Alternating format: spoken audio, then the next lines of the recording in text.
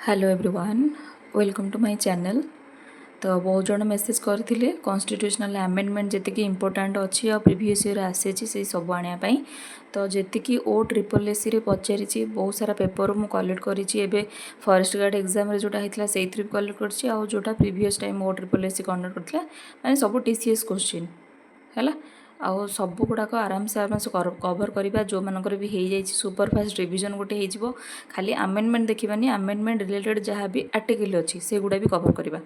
है। तो आर्टिकल भी जो मैंने पढ़ी देइछंती आउ जोटा जोटा नुआ अच्छी से एठी किछटा नुआ भी अच्छी आपण मैंने पाइबे तो से अनुसार माने एक्टिव रिकॉल हो सांगे सांगे ठीक अच्छे। तो जो मैंने नुआ देखुं चैनल को कहीदे सब गुड़ाक कवर कर फॉरेस्ट गार्ड जो गुड़ाक पड़ी सेक्शन वाइज सब कवर है जाकि प्लेलिस्ट चेक करूँ निहाती हेल्पफुल हम है। इंग्लिश जीएस आउ जीएस टॉपिक गुड़ाक सब धीरे धीरे आम कवर कर करेन्ट अफेयर से टॉपिक कवर होती तो जाकि निहाती चेक करूँ चैनल ओके। तो चलतु स्टार्ट करवा कॉन्स्टिट्यूशनल अमेंडमेंट जहाँ सब नहीं सब प्रीवियस ईयर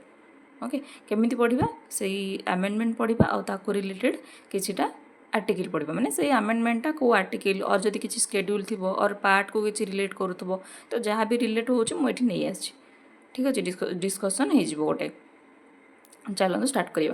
फर्स्ट देछि article 31C added by which constitution है मुझे आउ लिखिनी पूरा लाइन लाइन जेहेतु आम जानी कॉन्स्टिट्यूशनल अमेंडमेंट करवा जस्ट क्वेश्चनटा जस्ट माने गोटे लाइन रे लिखि देछि। तो सी पचार आर्टिकल 31C जो आड है मैंने देखो सी ए एगुड़ा सब मैंने कौन ऑब्वियसली अमेंडमेंट ही आड है तो सी एडेड बाय को कॉन्स्टिट्यूशनल अमेंडमेंट द्वारा यहाँ आड है 25th कॉन्स्टिट्यूशनल अमेंडमेंट एक्ट 1971 है सी ए मु लिखिदे कॉन्स्टिट्यूशनल अमेंडमेंट है तो 25th रे आड है 25th कॉन्स्टिट्यूशनल अमेंडमेंट एक्ट रे। तो ये जो 31C टा पढ़िले आम कौन 31A 31B 31C एगुड़ा सब अच्छी तो एगुड़ा कौन ना आम जो कनसेंट्रेशन ऑफ वेल्थ अच्छी है आम कौन DPSP हिसाब से आम कौन गोटे वेलफेयर स्टेट जदि आम करने चाहते कनसेंट्रेशन ऑफ वेल्थ टाक आम कौन जमीक कौन हटेक पड़ो और रेड्यूस करा पड़ो ताहले ही जाकि गोटे वेलफेयर स्टेट तो हो पार ना बुझिपारे। तो से रिलेटेड यहाँ अच्छी ओके मन रखिए।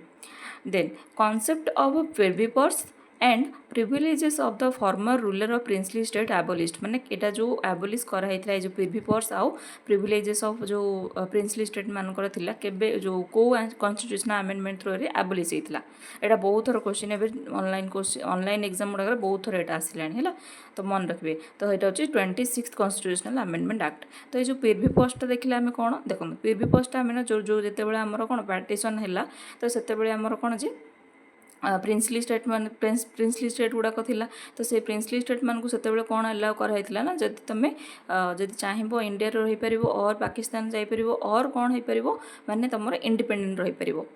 इंडिपेंडेंट भी रही पारिबो। तो जो मैंने इंडिपेंडेंट रही से आमर कौन कराइथिला ना तुम जेतु इंडिपेंडेंट रहनी तो तुमको जदि माने इंडिया रे जदि तुम जॉइन करूछ देन तुमको किछि ना किछि गोटे अमाउंट मिलिबो माने तुमर जेमति कि मिल जिवो तो सही अनुसार प्रिवी पर्स बोली रखाई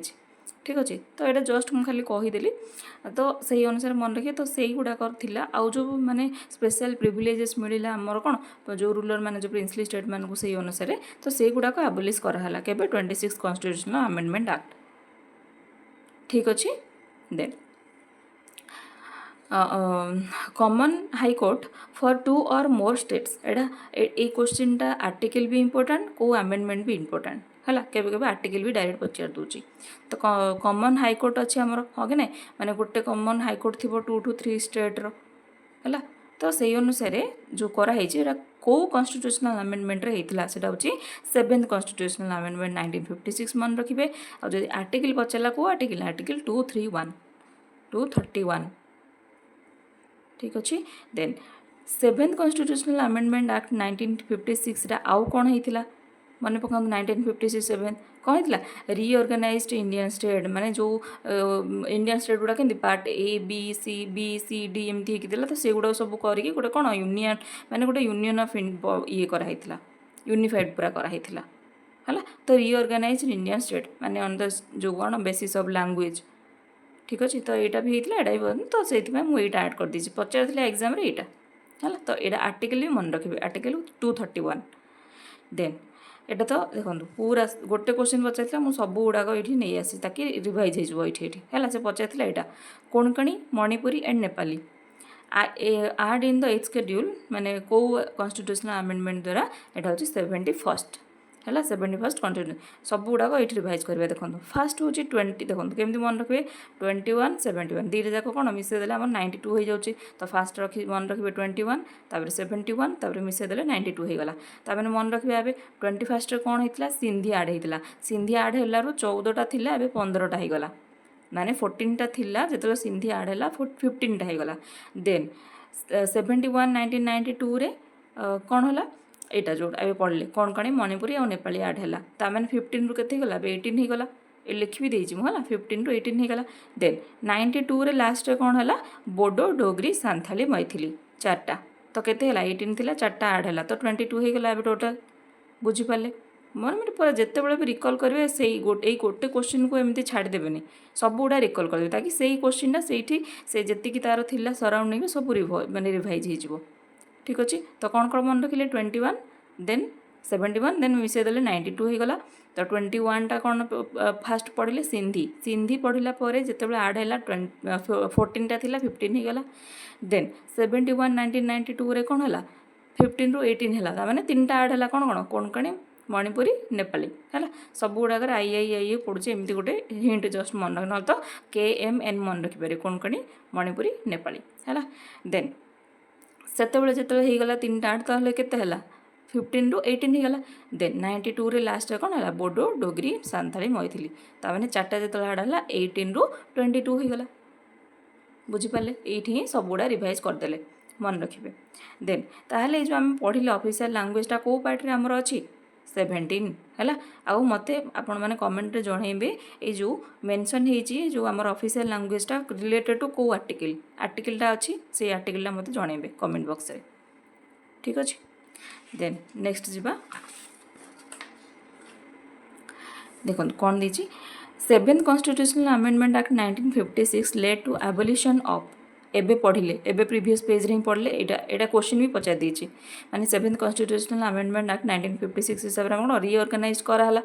तो यही क्वेश्चनटा पचारथिला ए क्वेश्चनटा दे देथिला ऑप्शन रे एगुडा थिला कोन एबोलिश करा हैथिला ना पार्ट ABCD हेगरी जो क्लासिफिकेशन हेकिथिला ताको एबोलिश करा है जायथिला एबोलिशन करिके हमर कोन यूनिफाइड करा हैथिला ठीक अछि माने लैंग्वेज बेस रे हमर रीऑर्गेनाइज करा हला okay then national commission for SC है 3टा जाक पढ़े जदि गोटे क्वेश्चन आसला 3टा जाक पढ़े national commission for SC national commission for ST national commission for backward classes आ जदि किसी नुआरे अपॉइंटमेंट होती नुआरे अपॉइंटमेंट कथा भी क्वेश्चन ऑलरेडी पचारिछि है क्या कथा पचार NCPC न्यू चेयरमैन की अपॉइंटमेंट होती पचारिछि है साध्वी निरंजन ज्योति ठीक अच्छे तो एमती पढ़े जिते भी पढ़ुं पूरा 360 डिग्री भाविकी पढ़ु जदि कि नुआरे अपॉइंट होती से मार्क करूँ चेयरमैन किए तार माने कि कड़े तो यहाँ ऑलरेडी पचार क्वेश्चन है तो देखो देखा 3टा जाक देखा फर्स्ट हूँ मन रखिए SC तापर ST तापर कौन आमर BC है बैकवर्ड क्लासेस तो देखो फास्ट देखा तो सी पचार नेशनल कमिशन फॉर SC जो NCSC अच्छी को कॉन्स्टिट्यूशनल अमेंडमेंट रे से कौन माने आमर कॉन्स्टिट्यूशनल स्टेटस पाइथिला तो हूँ 98th कॉन्स्टिट्यूशनल अमेंडमेंट एक्ट है तो आर्टिकल कौन मन रखा एबे कहली SC ST एमती मन SC ST NCPC मन रखिए ताहले स्टार्ट है केतेबेले 338 देन 338A 338B 3टा जाक मन रहिबो किंतु सीरियली मन रखिए फास्ट किए आसी SC तापर ST तापर NCPC ठीक अच्छे तो होगा 338 हूँ A और A रे ST देन आमर NCPC टा कौन 338B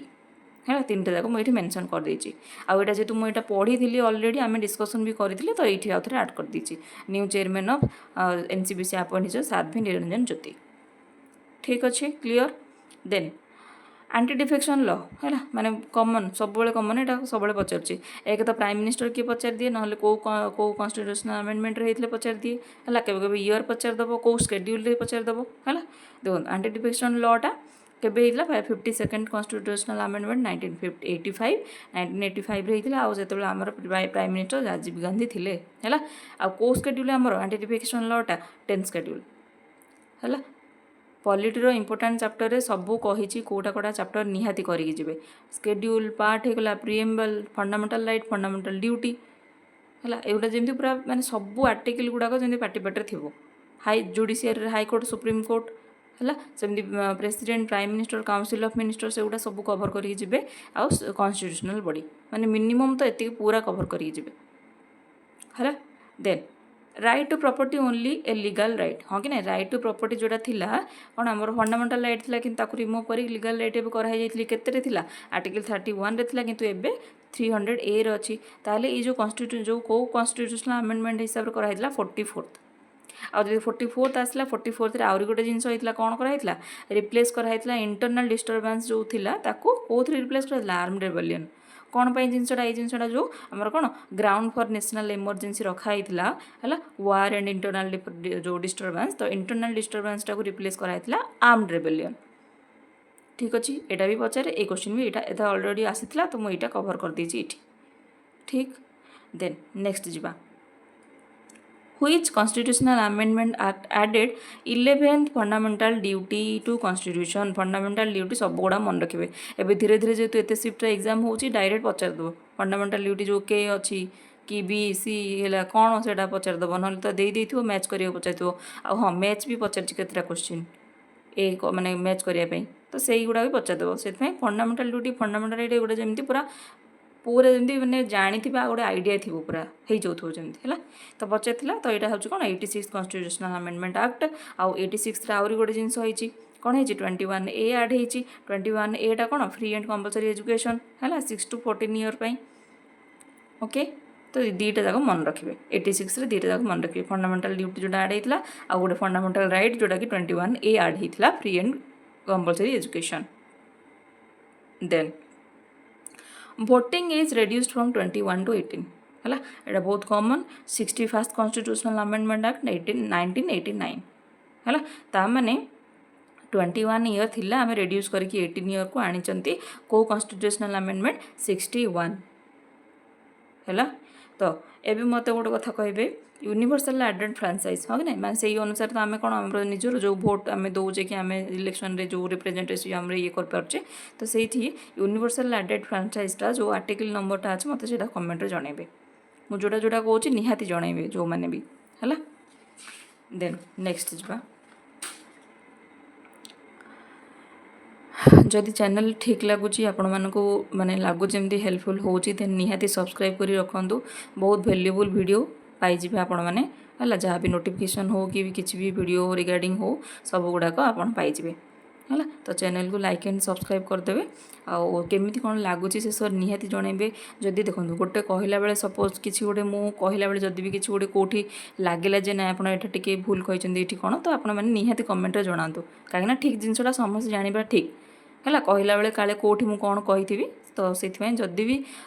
कौटी लगे जे ना यहाँ भूल कहते कि यहाँ एमती नुह तो मत मैंने कमेंट सेक्शन में जनईदेवे से पिन करदेवी ताकि जिनसा समस्ते ठीक से जानवे ओके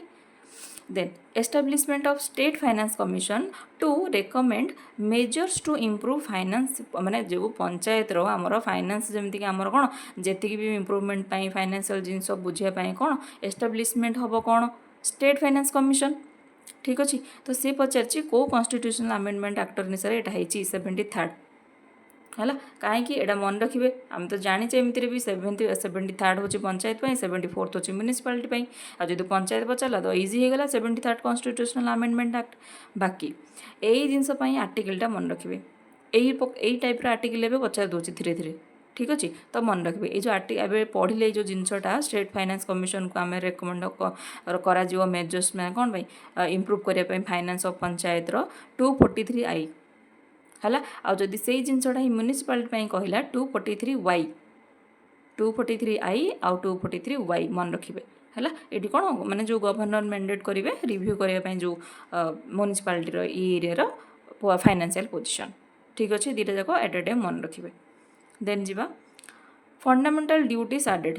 फंडामेंटल ड्यूटी कौन 42nd कॉन्स्टिट्यूशनल अमेंडमेंट एक्ट होता आड होता fundamental duty then reservation for women in union and state legislature है यहाँ बहुत थर क्वेश्चन पचारे केते एग्जाम पचार सारे 106 है 106 कॉन्स्टिट्यूशनल अमेंडमेंट एक्ट 2023 रे आम reservation for women in union and state legislature कराइला। ठीक अच्छे। Then 42nd constitutional amendment act 1976 mini constitution कुआ होची अंडर कौन कौन होता ये पूरा कवर करदे देखो मैंने जी इंपोर्टाट जोटा इंपोर्टेंट रिपीट हुए प्राय मुझे नहीं आसी तो देखो कौन मिनी कॉन्स्टिट्यूशनल कुआला। देन कौन कौन देखो फास्ट तो अच्छा प्रिएम्बल सोशलिस्ट सेक्युलर आउ इंटीग्रिटी 3टा वर्ड आड कराई आउ कौन आर्टिकल 51A है जोटा कि पार्ट 4A रोटा भी आड होती। देन ट्रिब्यूनाल कौन 323A 323B जोटा कि एडमिनिस्ट्रेटिव ट्रिब्यूनाल आउ अदर इश्यूज। ठीक अच्छे। आ सब मन रखिए यहाँ जो ये कॉन्स्टिट्यूशनल अमेंडमेंट कौन आमर किए इंदिरा गांधी थे। ठीक अच्छे यहाँ भी जिनसा मन रखिए ये लिखिदी मुझे आउ कौन आड हो डीपीएसपी रे यही सब आर्टिकल आड होती आई सब आर्टिकल सब बेले रिपीट हो सब बेले भल से मन रखिए डीपीएसपी टा पूरा मन रखिए डीपीएसपी क्वेश्चन मस्ट फंडामेंटल है डीपीएसपी है। देखो 39F टा कौन चिल्ड्रेन को मैंने कौन हेल्दी जो आमर कौन डेवलपमेंट हेल्दी मैनर आम डेवलपमेंट हेल्थ ये हो तो सहीटापी आमर निहाती करने पड़ो। 39A टा कौन फ्री लीगल एड है यहाँ बहुत थर रिपीट है। 43 टा participation of worker in management 43A 48A टा कौन आमर safeguard of wild life and forest environment एगुड़ा सब मन रखी 48A। ठीक अच्छे मन रे। देन आउ कौन है 36th अमेंडमेंट एक्ट 1975 है 36th अमेंडमेंट एक्ट 1975 रे सिक्किम को फुल फ्लेजेड कराइला गोटे स्टेट हिसाब से फुल फ्लेजेड स्टेट ता माने फुल फ्लेजेड माने आउरी ता आगु कौन होइतिला कि।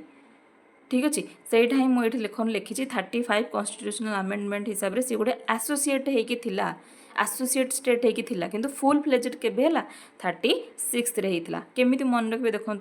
एमती मन रखिए माने सिक्किम माने सिक्का है सिक्का तो आपड़ कह मैंने भावे जिते बड़े आपन पाखे 35 थिला आपन को कहीं पचार नथिले माने गोटे एसोसिएट करके जस्ट रखी माने जस्ट मुरी माने मन पकाइबा कहूँ जस्ट जदि मन रही जाए किसी असुविधा ना जस्ट मन पकाइ कहूँ तो सिक्का थिला 35 टा थिला तो से एसोसिएट होते जिते आ गोटे टंका आसीगला 36 हो गले देन आप फुल फ्लेजेड हो गले माने एमती से फुल फ्लेजेड हो गले और इंपोर्टान्स किए गोटे देदेला आपन को कि आपंकर इंपोर्टान्स बढ़ीगला तो से गोटे टंका एमती मन रख 35 थी 36 हो गला। ठीक अच्छे मन रहिबो। Then transfer of 5 subject from state हाँ कि नहीं 5टा सब्जेक्ट ट्रांसफर होती स्टेट लिस्ट रू कनकरेंट लिस्ट को है जो मैंने लिस्ट वीडियो देखी ना जाकि चेक करूँ गोटे टेबुल ये मु पूरा 5-7 मिनट वीडियो कि 8 मिनट बोधे मैक्सिमम नहीं से वीडियो सब गुड़ा कवर करछि कौ लिस्ट कौटा कौ लिस्ट आनुची न्यूज पेपर कौटी सेंसस कौन आसो फाइनान्स डिफेन्स कौन आसो फॉरेस्ट कौन है एग्रीकल्चर कौन सब गुड़ा कवर कर चेक करूँ जब देखी ना से वीडियो ओके। तो सी पचार कौन ट्रांसफर ऑफ जो 5टा सब्जेक्ट ट्रांसफर है स्टेट रू कनकरेंट लिस्ट कौन कौन से मतलब जनइबे मुझे खाली जस्ट सर्ट रे लिख देछि आपण माने तो कमेंट जनइबे मुझे खाली सर्ट रे लिख देछि EFWAP ये 5टा सब्जेक्ट स्टेट रू कनकरेंट लिस्ट को ट्रांसफर कराइला तो सेटा को constitutional amendment act 42nd constitutional amendment act मन रखिए ओके। देन गोवा को जो आमर फुल फ्लेजेड स्टेट आमर हिसाब से 56th कॉन्स्टिट्यूशनल अमेंडमेंट एक्ट मन रखिए 56 गोवा केमिति भी रिलेट करी मन रखु केमिति भी एनी हाउ 56 होती गोवा एबे पढ़िले 35 और 36 सिक्किम को। ठीक अच्छे। तो गोवा आपड़ जाइए कि गोवा रे जदि किए अच्छा कि जहाँ भी रिलेट करी मन रखु जे हाँ 56 रुपीज धरिकी जाइली कि 56 टंका धरिकी जाइली कि जहाँ भी जमी मन रही बास से जिनसटा ओके। तो एतिकी मु पूरा नोट करी प्रीवियस ईयर क्वेश्चन रु बहुत रिपीटेड क्वेश्चन एगुड़ाक है आउ बाकी जहाँ जहाँ रहा से गुड़ा भी जब आप टाइम हो देखी दिंतु किसी असुविधा ना जदि एतिकी भी कर असुविधा ना जाकि एलिमिनेशन भी हो पार है कहीं एतिकी करदेला गोटे आइडिया आसीज हाँ कौटी कौन थी कौन थी जदि ऑप्शन भी आसीगला आपको आराम से एलिमिनेट करेंगे ना जोटा पढ़ी थी ता भर यहाँ नाला ताने यहाँ को एलिमिनेट कर बुझिपारे। तो आउ माने कम दिन कम घंटा गोटे किसी आवर कहले चले किसी घंटा ही रहा तो भल से पढ़ापढ़ी पूरा जारी रखु जदि हूँ माने 10 घंटा बदले कि 6 घंटा बदले आहरी 2 घंटा दिंतु है मैंने आगु को जमीक मैंने भल ही किसी गोटे भल रिजल्ट आसू कि भल हो किसी गोटे पाई तो किसी तो निहाती गोटे एक्सट्रा एफर्ट जो रही टिके सेटा देवाक ही पड़ो ठीक अच्छे आबे बेसी शुणु बहुत जन मत मेसेज कर कौन पैनिक लगुच बहुत किसी लगुच समस्त जी मेसेज करुँच सी भी आउ जी मेसेज करूनी सी भी समस्त सिचुएसन एवं सेमती ठीक अच्छे तो से सेमती भावतु जे हाँ समस्त सिचुएसन सेमती ही तो मुझे किसी अलग आउ नुह ठीक अच्छे तो सेमती ये न पड़ कि जहाँ हो पार ए रिविजन करूँ आउ एबे जो OSSC जी एग्जाम होती से सब उपर फोकस करूँ कहीं से गोटे पैटर्न आमको मिल जाए सेमती टाइप गोटे ठीक अच्छे तो एतिक रिवाइज करूँ बाकी हाँ घराना क्वेश्चन आसूसी फॉरेस्ट गार्ड एग्जाम रे देखी थे है घराना क्वेश्चन आसी घरानार भी वीडियो आसीज जो एक्सपोनेंट किए फाउंडर किए कौन सेटा भी आसो आउ रिवर्स सिस्टम करने बहुत जन मेसेज करते तो रिवर्स सिस्टम भी आम करदे ठीक अच्छे आ गोटे कथा कंप्यूटर फुल फॉर्म को लेकिन समस्त मेसेज करते केते जन फुल फॉर्म गुड़ाक नहीं आसन जो एक्रोनिम गुड़ाक अच्छी 60टा मुझे कम्प्लीट कर माने मोस्ट रिपीटेड माने से भितर पढ़ी जाइए ठीक अच्छे काली वीडियो आसो तो निहाती चेक करेंगे आ हाँ जदि भल लगुच हेल्पफुल हो वीडियो तो निहाती सब्सक्राइब कर रखु चैनल को थैंक यू।